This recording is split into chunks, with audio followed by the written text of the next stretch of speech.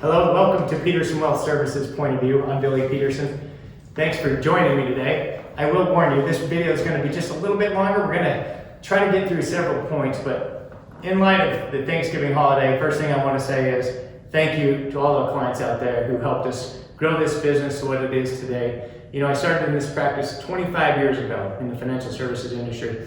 Coming from being a jockey and a racehorse jockey for 10 years of my life, and then trying to move into this role, it wasn't easy. Most people wouldn't realize that or even think that would be a normal career path, which it isn't. But I wanted to say thanks to all those people who helped me build this business, who became clients of mine, who entrusted me with their hard-earned wealth, and who've been by my side through ups and downs in the market, who trusted me to guide them through all that. We've brought in new advisors and new staff members along the way, and just again, thank you. And you know who you are. 25 years ago today, I was finishing up my riding career at Los Alamitos. And it was funny, I was watching the trials for the Los Alamitos 2 million over the weekend. That's a big race for the kind of year-end races for quarter horses. And remembering my career, and it's hard to imagine 25 years ago, it's still going strong. And here we are still going strong as well. A couple of our clients qualified horses for that race, so I want to wish you a special good luck. Thank you for all those people who have been involved in helping us grow this again and bringing in your family members, friends, children, grandchildren. We've really seen generations come into the business, come into working with us, and we just want to say thanks on this holiday and remember that. So I just want to maybe have a couple of charts that I'm going to share. Kate's going to put up the cycle of market emojis, and I want to talk to you a little bit about where we're at in this cycle.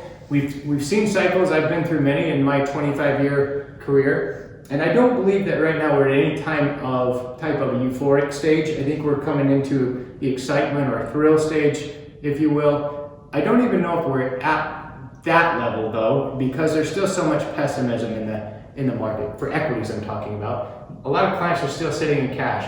Banks are recording all-time record cash values, just sitting in idle deposits, earning next to nothing. So that's interesting, and I'm going to carry over on that in a minute. But remember, we go through cycles, and the time that it becomes the hardest, when the markets are at the lowest point, or when it's the hardest to actually stay put, is actually the time of maximum opportunities. You'll see there on that chart. I have this chart in my book, so for those of you who read the book, you probably remember seeing this. We're still going in this upward trend, and I believe with a lot of the money that's in this economy, we're going to still see opportunity ahead of us. That doesn't mean that we won't have another bear market. It's coming. Just be prepared for it. Know that these things happen. They're normal. Just be prepared for the emotions that you're all going to feel, okay? Now, to share with you how the banks are paying out and what that's going to require you in order to compound money at any kind of a reasonable rate, I'm going to share with you the rule of 72. So that's right here. I'm going to write on the board so you can all follow along. I always remember to get this formula right, okay? So we're going to take 72 and we're going to divide that by the return that we hope to achieve. In this case, we're going to take the return of the S&P 500, so investing in stocks.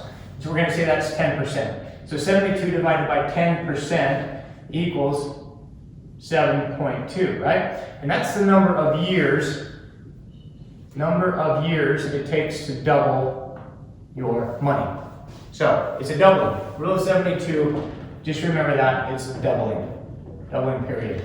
So in interest of time, I'm going to go over here and write a chronological progression of time and money.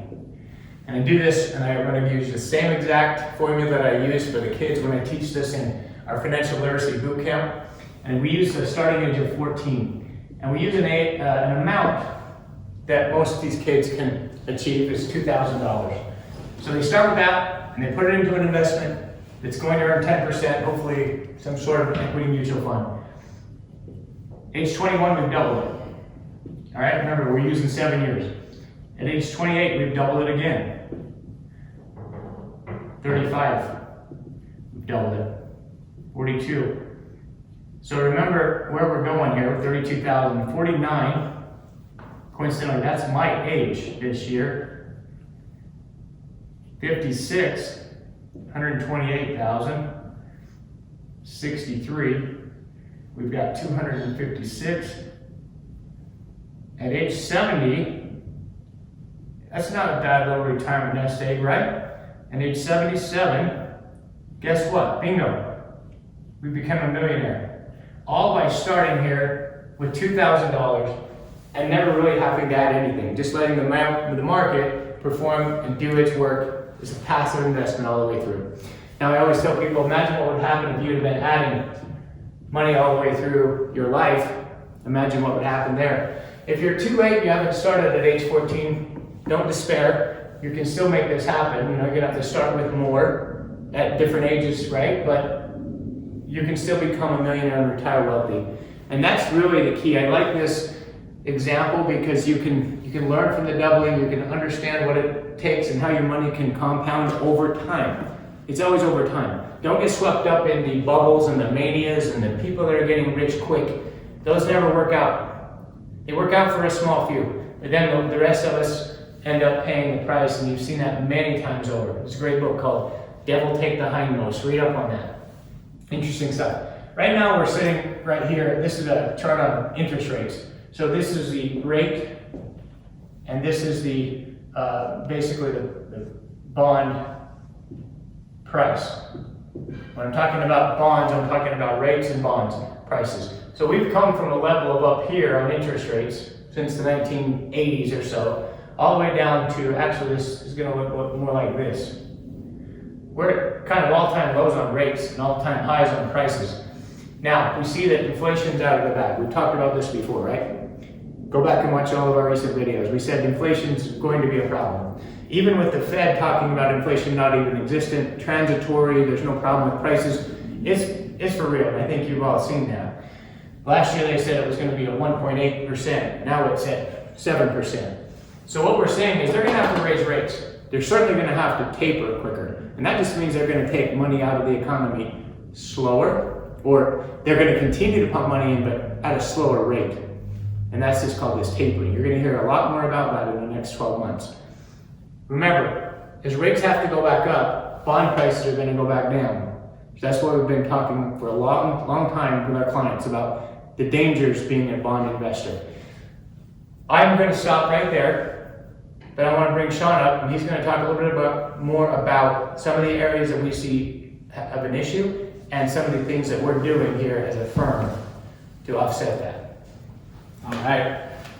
Thanks, Billy, for turning it over. I also want to say thank you to all of our clients, your family and your friends over the years. This is my 10th year here at Peterson Wealth Services, and really enjoyed getting to know all of you.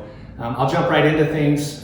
Where we think maybe something is getting a little bit euphoric is in the crypto and Bitcoin space. I mean, you're hearing about it on the news, on the radio, on social media. There's all these experts now, and you've got to get in, you've got to get in. It's headed to the moon, right? That's the term that you all hear, is to the moon.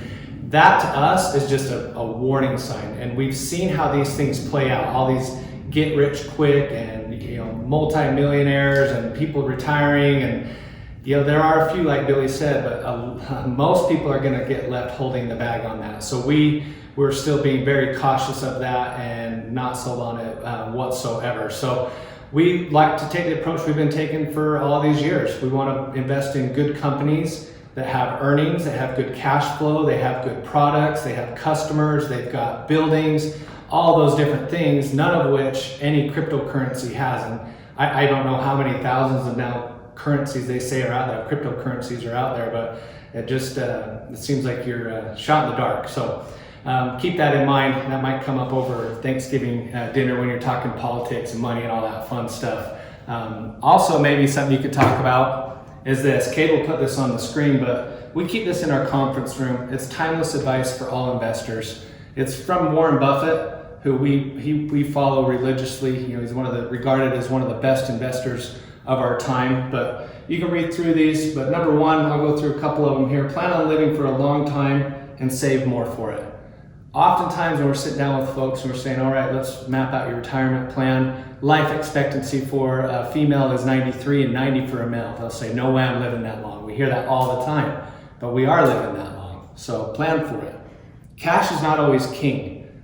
Billy's example earlier, 72 divided by a rate of return of 10. that means 7.2 years your money will double. What's 72 divided by 1%? That means 72 years till your money will double. And cash is paying way less than 1%.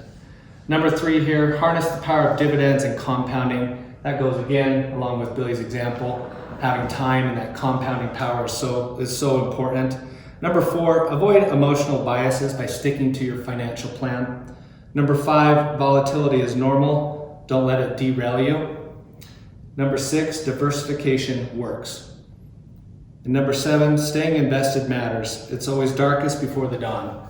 Billy mentioned we'll go through corrections, and we definitely will, but it matters what we do during those corrections. Not jumping overboard, not losing sight of the end goal is very important. So with that, kind of want to just wrap things up. Again, say thank you to all of you, and hopefully you have a great Thanksgiving with all your family and friends. Thank you for joining us today. I know this video was long. We hope you appreciate it. Thanks for being part of our family out there, and wish you very best. God bless.